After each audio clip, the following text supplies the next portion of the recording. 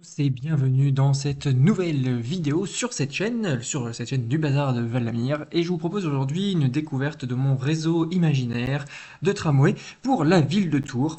Deux shorts sont déjà sortis sur cette vidéo-là, mais je vais pouvoir, dans cette vidéo longue, vous partager un peu plus mes réflexions. Alors, ce réseau, le voici. Il comprend 8 lignes de tram, je crois, ce qui est plutôt conséquent et voilà, c'est assez fictif, hein, on va dire, mais c'est quand même voilà, il y a même dans 10 lignes de tram, pas 8, 10, 10 lignes de tram, ouais. Alors, comment s'organise-t-il et quelle a été un peu ma réflexion? Je vais tenter de vous expliquer ça en détail au travers de cette vidéo. La première chose que l'on note, c'est la ligne A qui ne bouge pas ou quasiment pas. C'est la ligne ici en rouge. J'ai juste fait une petite extension au sud de Jean Monnet. Alors toute petite, hein, vraiment. Vous avez ici l'actuel terminus au niveau du lycée Jean Monnet. Et j'ai fait une petite extension vers la halte d'Ouzilière, donc qui est une des gares, et donc tout simplement pour que le tramway soit en interaction avec les trains qui vont notamment ici, ça doit être uniquement la ligne qui va vers Loches de mémoire. Oui, ça doit être ça. Attendez, on va remettre Railway pour bien voir. Voilà, c'est vraiment la ligne qui va vers Loches. Et donc vous avez ici une halte ferroviaire qui serait en relation avec le tramway. Alors ensuite, on passe dans le domaine un peu de l'imaginaire et moi j'aimerais bien que cela se concrétise. Ça nous permettrait d'avoir une ville qui aurait finalement un réseau de tramway aussi dense que ceux qui avaient été faits avant leur démantèlement, donc juste dans l'après-guerre, mais adapté à la ville d'aujourd'hui, à l'urbanisme d'aujourd'hui. La ligne B, très volontairement, je ne reprends pas la ligne B qui est aujourd'hui en construction. Je considère que son tracé n'est pas forcément idéal, ou tout du moins pas dans pour le moment. Ça serait un tracé qui serait intéressant, mais pour simplement compléter et mailler un réseau déjà existant. Je reprends quelques aspects de cette ligne, mais pas tous, et je vais vous montrer ça tout de suite. Alors, la ligne B, c'est la ligne ici en bleu où on reprend bien sûr la riche, le tracé tel qu'il est imaginé aujourd'hui, enfin qui est tel qu'il est en construction d'ailleurs aujourd'hui depuis le Prieuré Saint-Côme jusqu'au quartier ici botanique. Et ensuite, on va là où le tracé change, c'est lorsqu'on arrive sur la rue des Tanneurs, rue des Tanneurs ou boulevard Tolnay, pardon, au boulevard Tolnay. Le tracé aujourd'hui, il prend voilà, par ici, vers Maris-Bastier, le quartier des casernes, le boulevard Jean Royer et rejoint la place de la Liberté. Moi, ce que je propose, c'est que pour cette ligne B, alors après, elle pourrait être réalisée après, hein, et puis aujourd'hui, cette portion ici des lignes D et E est en construction. Mais ce que je propose, c'est qu'elle tourne directement et qu'elle aille passer devant le CHU Bretonneau, rejoigne ensuite le quartier ici des bords de Loire, donc quartier un peu d'habitation à loyer modéré, passe devant les tanneurs, croise la ligne A au niveau d'Anatole France, le château de Tours ici, la rue Mirabeau ici, l'échangeur ici d'A10, et ensuite viennent desservir Saint-Pierre-des-Corps, donc en fait avoir une ligne est-ouest qui, là dans sa configuration au sein du réseau, ne passe pas par la gare, mais c'est pas très grave dans la mesure où on a plein d'autres lignes en fait qui y passent, et il faut vraiment voir ça comme un réseau global. Ensuite, une fois arrivé à la gare de Saint-Pierre-des-Corps, on poursuit avec un tram qui se veut peut-être plus périurbain, à voir si les stations ne seraient pas étalées un peu, mais qui viendrait desservir ici la ville aux Dames et faire son terminus proche de Mont-Louis-sur-Loire, ici sur une portion qui est en fait presque une portion du périphérique est de Tours, qui n'a finalement jamais vu le jour. Donc une vraie ligne est-ouest qui va finalement assez loin quand même vers l'est, peu vers l'ouest, hein, parce qu'il y a vraiment très peu de choses ici, donc il n'y a aucun intérêt à le prolonger dans la presqu'île ici vers Berthenay. C'est vraiment très très peu dense, donc aucun intérêt. La ligne C, elle reprend une partie donc de la ligne B telle qu'elle est aujourd'hui envisagée, en étant un peu plus, un peu plus alambiqué dans le parc Grandmont. Donc on fait un terminus au CHU Trousseau, hein, on oublie ce tronçon ici sur l'avenue de la République, qui à mon sens n'a pas trop de sens, je dirais. On dessert le campus Grandmont en son sein, alors que le tram aujourd'hui en construction passe sur l'avenue de l'Alouette juste là, et avenue de Bordeaux. Et donc là, on dessert la faculté au plus proche, au moyen effectivement d'un tracé un peu sinueux, mais bon, vis-à-vis de la ligne A, toujours, ça reste acceptable. Et ensuite, on reprend ici le tracé sur l'avenue de l'Alouette et on ne dessert pas les fontaines. Parce qu'aujourd'hui, le tracé prévu fait une bifurcation depuis la piscine du lac, va jusqu'à l'avenue Mozart et revient. Donc un crochet assez coûteux qui, de mon côté, est repris par la ligne D qu'on verra juste ensuite. Et ensuite, cette ligne C, elle remonte toute l'avenue Grandmont ici jusqu'à Jean Jaurès, la rue Nationale en commun avec la ligne A, jusqu'à la place de la Tranchée où elle fait une bifurcation vers Saint-Cyr sur le boulevard Charles de Gaulle avant de faire son terminus au niveau de la clinique NCT+.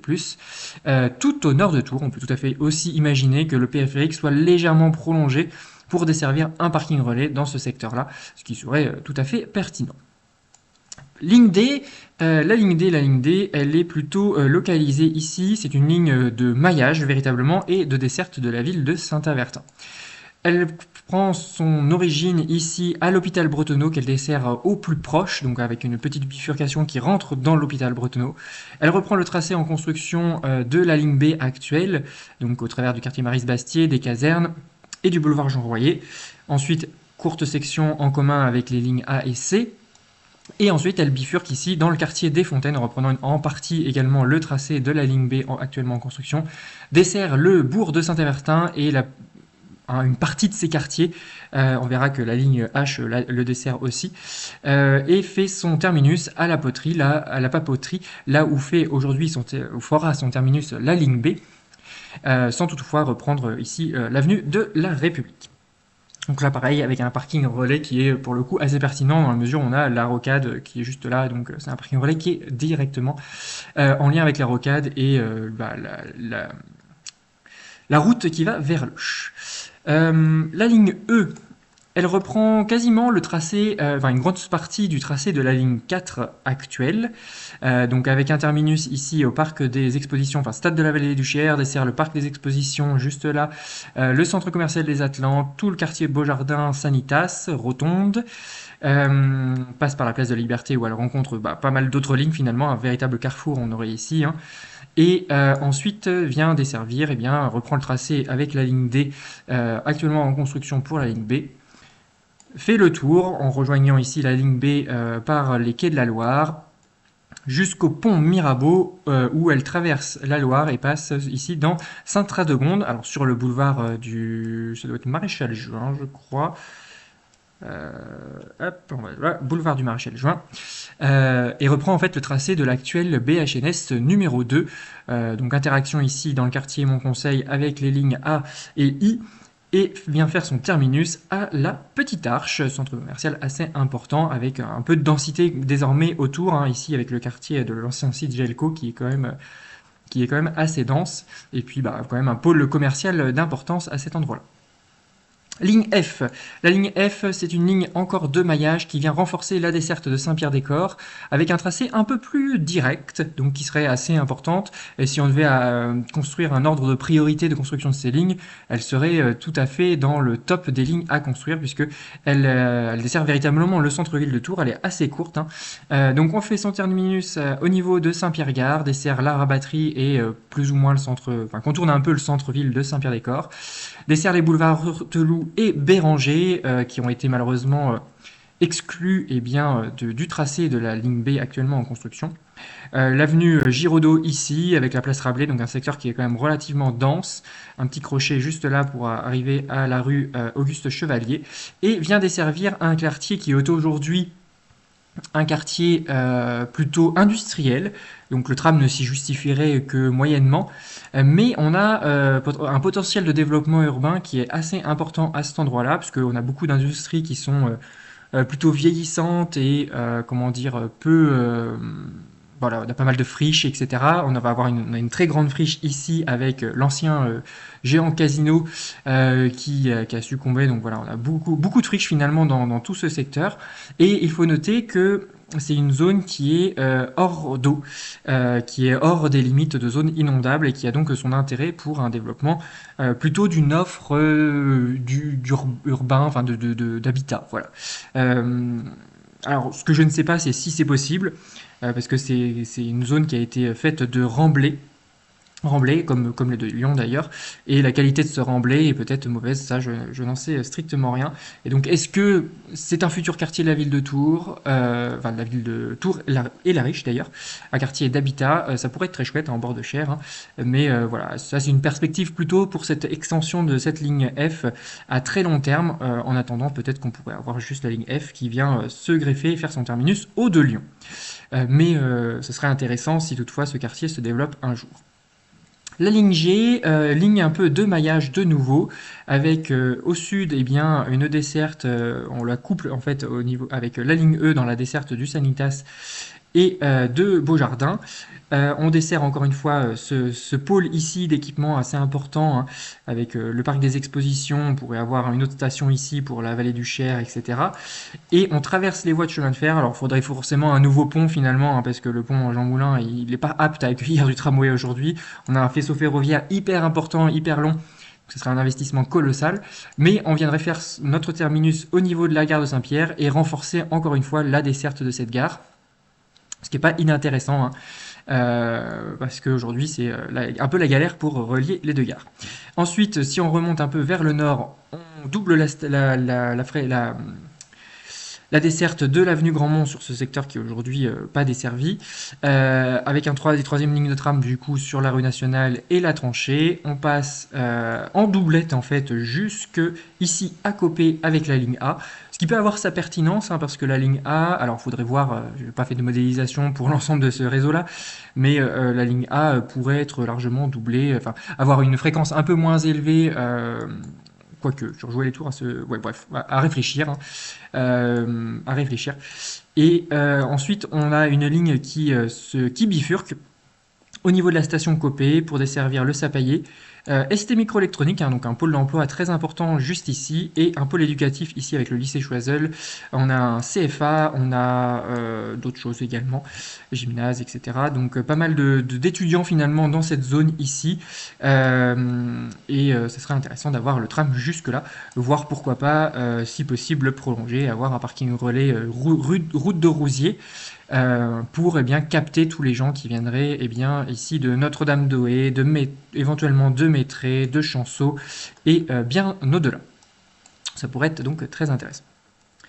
Ligne H, la ligne H, alors ça c'est une ligne qui est un peu hypothétique, ça correspond un peu à une des lignes du réseau express cyclable de la ville de Tours, enfin de l'agglomération tourangelle. Une ligne qui ferait Ballan-Saint-Avertin, vraiment une transversale, en mode tram, je sais pas, je l'ai mis en tramway, hein, mais je suis pas certain que ça soit hyper pertinent. En revanche, avoir une ligne de bus à haute fréquence là-dessus, ouais, il y a une ligne qui existe plus ou moins, je suis pas sûr qu'elle fasse exactement ce tracé-là, mais avoir une ligne de haute fréquence qui fasse ça, ça serait intéressant, et qui permettrait de rabattre sur d'autres lignes de tram structurantes, donc là, ici, à jouer les tours. La ligne J ici, qu'on verra juste après, à Chambray, et la ligne D dont on a déjà parlé ici à Saint-Avertin. Et donc à chaque fois, avec les correspondances, on dessert à la fois aussi eh bien, le campus Grandmont, donc c'est pas inintéressant, l'hôpital Trousseau également, et on permet en fait de desservir tout Saint-Avertin ici. Alors c'est une zone qui est un peu moins dense, mais à Saint-Avertin il y a quand même 15 000 habitants, donc ça reste important. Et puis surtout desservir le centre de Ballan-Miré. Alors en périphérie du centre, on ne rentre pas directement dans le centre-ville de Ballan qui est plus cela, mais avoir une liaison rapide vers Jouer les Tours et le campus Grandmont, voire après pour prendre un autre tramway rapide pour le centre-ville. Donc c'est un trajet avec correspondance, mais qui n'est pas inintéressant. Sur tout ce plateau sud qui concentre quand même pas mal d'habitants, hein. Ballan-Miré, on est sur 8-9 000 habitants, Jouer les Tours quasiment 40 000, Chambray un peu plus de 10, entre 10 et 12 je crois, et Saint-Avertin 15 000, donc vous voyez, vous faites le total, on n'est pas si loin que ça des 80-100 000 habitants. Donc encore une fois, c'est pas inintéressant. Ligne I, c'est un peu le pendant en fait de cette ligne H, mais sur le plateau nord.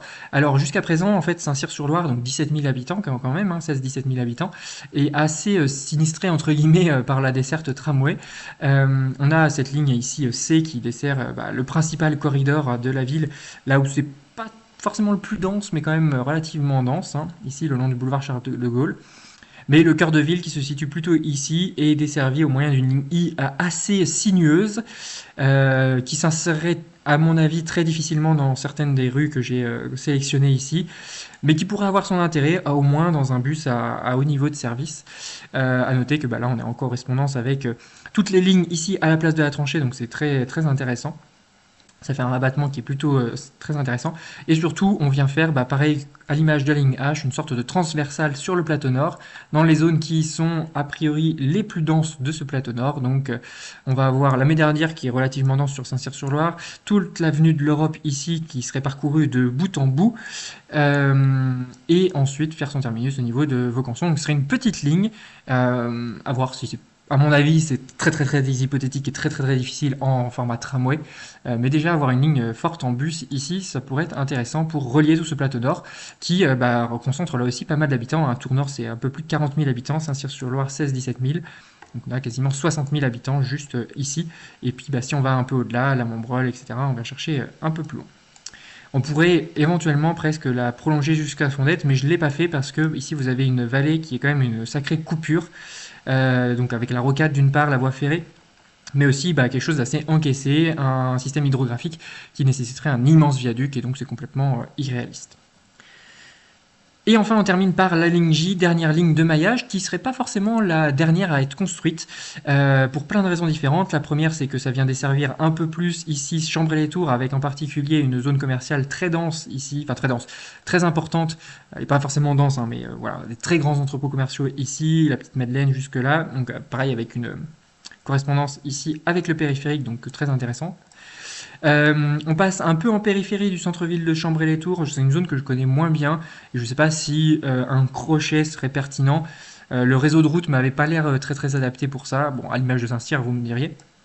De nouveau, on vient desservir le campus Grandmont et on offre une deuxième liaison directe ou presque vers le centre-ville, en tout cas une liaison directe depuis la gare, en repassant de nouveau par le Sanitas.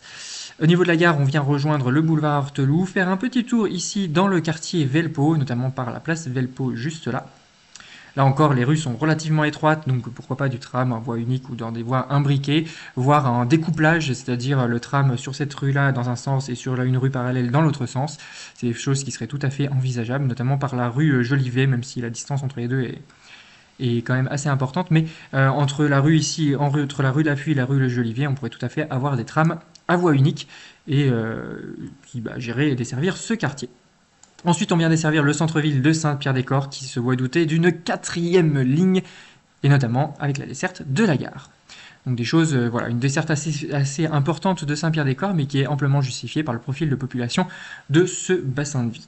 Et donc la gare TGV qui est désormais bien connectée à la gare centrale, qui est même plus connectée, puisqu'ici on a 4 lignes, et la gare centrale, au final, on n'en a que 3. Bon, vous avez deux autres lignes ici qui sont pas très loin, avec les lignes C et G, et qui permettraient quand même d'avoir un pôle ici de correspondance, et surtout un réseau extrêmement bien maillé. Pour parfaire ce réseau, peut-être qu'on pourrait envisager d'autres voies qui seraient plutôt des voies de service et des voies de déviation.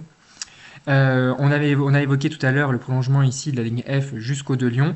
Donc pourquoi pas avoir juste cette petite section par l'avenue de Ponchère, ou encore ici prolonger la ligne du coup J dans le quartier la Fuye-Velpeau et la relier aux lignes E et G via de nouvelles voies qui pourraient permettre de complètement contourner le centre-ville assez facilement si toutefois il y avait des manifestations ici. Voilà donc pour ce réseau fictif de la ville de Tours à horizon 2380 éventuellement. Dans tous les cas, moi j'ai bien aimé réaliser cet exercice. N'hésitez pas à laisser vos commentaires, à vous abonner et à partager vous-même votre propre vision de ce réseau en faisant un fork de cette map et en la modifiant par vous-même, car vous pouvez tout à fait reprendre cette map, le lien est en description, et la modifier. Merci d'avoir regardé et à donc très bientôt pour une nouvelle vidéo de réseau fictif de tramway.